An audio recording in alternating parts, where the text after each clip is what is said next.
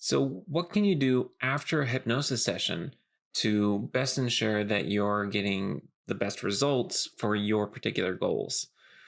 There's several things that we can do, and we're going to go ahead and go over that in this video here. But if you haven't watched the other videos in this series, be sure to go ahead and go back and check those out first. There'll be links down in the description below, but I should also have them up here somewhere on the screen as well. So, after you've had a hypnotherapy session, you'll most likely start to view things a little bit differently when it comes to food and how you eat. Because during your actual hypnosis session, your subconscious is going to be provided suggestions and it's going to be able to go ahead and accept those or reject them, kind of based on your own personality and everything. But overall, the thought is that your mind is then going to have alternate ways of thinking about food that you weren't necessarily using before. There's no guarantee with hypnosis, unfortunately. But that being said, it is definitely one of the more effective ways of grabbing your mind's attention and guiding it into that state of focus. Now, making changes like this can take some time, and you'll most likely have some time between hypnosis sessions. Fortunately, there's some things that we can go ahead and do that will help improve your odds of success during this process.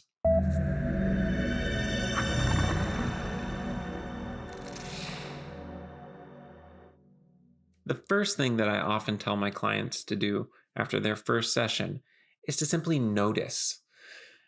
Once you've gone through that process of being hypnotized and having these suggestions given to your subconscious, it can be very beneficial to just notice your different reactions to food and how you interact with it.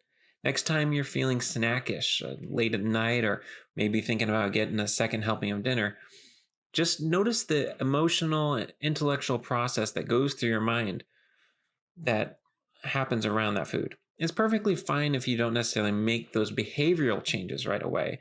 Perhaps you do go ahead and go grab a little Debbie's snack cake or something like that. But the thought process that leads you there most likely will at some point involve the thought, oh, right, I'm wanting to eat healthy foods now. That can be a huge stepping stone right there. If it's something different than what you might have been thinking before, maybe even the next time you want to eat something, you possibly consider having some baby carrots or a salad instead of your normal go-to unhealthy foods. It's those little things, those little considerations that can really bring about some of the larger changes that you're looking for. Now, the next thing that I'm going to bring up is that hypnosis is not mind control. Now, I know I've talked about this in other videos as well, but a lot of people are under the impression that once they're hypnotized, they shouldn't even crave those other foods at all. Now, while yes, that is the goal, it's not always going to be quite that straightforward. I had a client a while back who had been hypnotized for weight loss in the past, but she said that it hadn't worked for her. When I asked her why not, she told me that because she wanted to go ahead and test it. So she went and got a bag of Cheetos because she was craving them. And she thought to herself, I've been hypnotized, so I won't be able to eat this bag of Cheetos. What do you know? She was able to eat the bag of Cheetos. So I explained to her that while, yes, hypnosis is able to guide you into certain behaviors, it's not going to force you to do something that you don't want to do, or vice versa, force you to not do something that you do really want to do. So it's kind of in your ballpark as to how deep you want to take it. But it is able to go ahead and give you the choice. Do I want to eat these Cheetos? And you can choose no and feel good about it. And you can choose I do want to eat something healthier and enjoy it. That is seriously one of the biggest aspects that comes from being able to focus your mind using hypnosis to be able to go ahead and make that choice. Now, that all being said, I have definitely encountered some pretty dramatic results from hypnosis.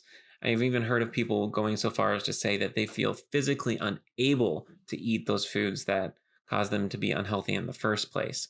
And they can feel good about that as well, because that means that they're making positive changes in their own life. Now, you still may enjoy some of the old unhealthy foods. That's just fine.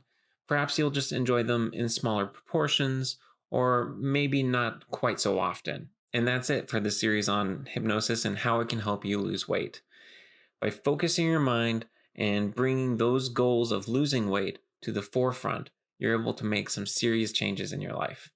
If you'd like to find out how hypnosis can help you specifically, go ahead and head over to my website down in the description below. And I'd love to have a strategy session with you.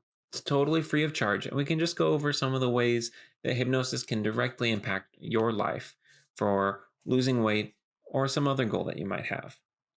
If you like this video, be sure to go ahead and give it a thumbs up or a like. If you want to go ahead and see more content like this, subscribe. Be sure you hit the little bell icon there too, so that you can be notified the next time a video comes out. If you have any questions or comments, use the comment section below. I'd love to hear from you. Otherwise, you have a great rest of your day, and thanks for watching. Bye now.